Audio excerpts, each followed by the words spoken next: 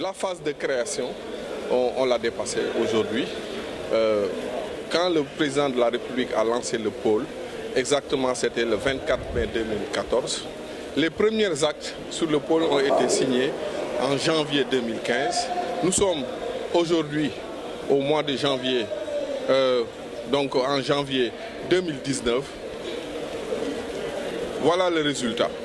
Aujourd'hui, un schéma directeur opérationnel déjà achevé, une voirie et des réseaux divers qui sont en train de se réaliser, des équipements de structuration du pôle qui sont réalisés. Le pôle aujourd'hui est une réalité avec une attractivité territoriale et résidentielle. D'ailleurs, même à l'occasion de l'inauguration de ce centre des expositions, le président a réitéré son appel au secteur privé en leur disant ceci. Une fois, maintenant que tout est fait, maintenant que le pôle est structuré, maintenant que les grands équipements sont réalisés, il faut venir investir. Et aujourd'hui, vous avez remarqué qu'il y a beaucoup d'investisseurs privés qui sont là, qui ont exposé, et d'autres qui sont venus pour nous demander le maximum d'informations pour aussi intégrer le pôle. Et nous avons remarqué que des personnes comme Paulo Gomez, qui ont une certaine expérience, apprécient tout ce que le président de la République vient de faire ici à Diamniadio. C'est une fierté. Il a même dit que dans son intervention, que Diamniadio va inspirer les autres pays et que Diamniadio n'est pas réalisé simplement pour le rayonnement du Sénégal, mais pour le rayonnement de toute la sous-région. Ici à Diamniadio. Il en a profité et c'est juste qu'il ait eu cette idée de permettre à tous les acteurs du secteur des BTP donc de se retrouver ici et d'avoir ensemble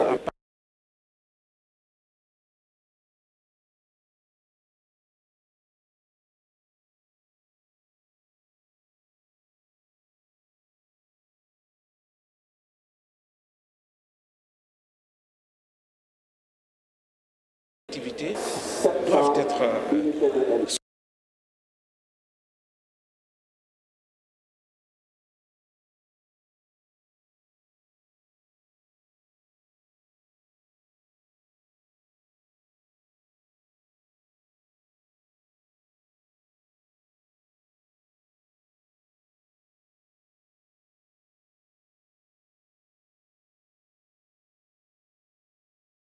le Sénégal émergent a bien voulu faire figurer parmi les secteurs prioritaires le BTP. Et aujourd'hui, nous sommes en plein dans le BTP et le BTP doit aller avec toutes les innovations quand on est sur le chemin de l'émergence. Et nous sommes sur le chemin de l'émergence. Dans la même foulée, Diamniadio doit être un exemple pour tous les autres pôles qui existent. Déjà ici à Dakar, nous avons, au-delà de Diamniadio, nous avons le pôle de Lagos, qui également doit connaître le même succès. Nous avons le pôle de Diaksao Bambilor, nous avons le pôle de Denibiramdao, nous avons le pôle de Yen et nous avons le pôle de Nagapol.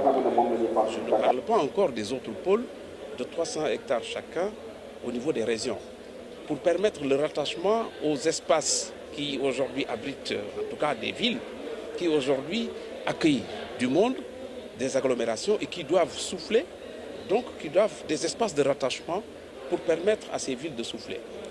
Et nous sommes en train d'assister à un véritable développement du pôle de Diamniadio et c'est le lieu, au nom du ministre du Renouveau urbain, de l'habitat et du cadre de vie, de féliciter le délégué général pour la promotion, à la promotion des pôles urbains de Diamniadio et de Lagos, pour lui dire que voilà le chemin tracé par le chef de l'État et ensemble, nous allons continuer à travailler, à résorber surtout le déficit en logement auquel nous assistons.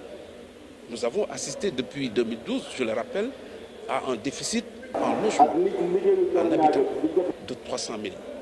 Et le président de la République a bien voulu faire figurer dans le programme du PSE le programme de résorption de ce déficit par la construction de 15 000 unités d'habitation par année, d'ici à une période de 10 ans.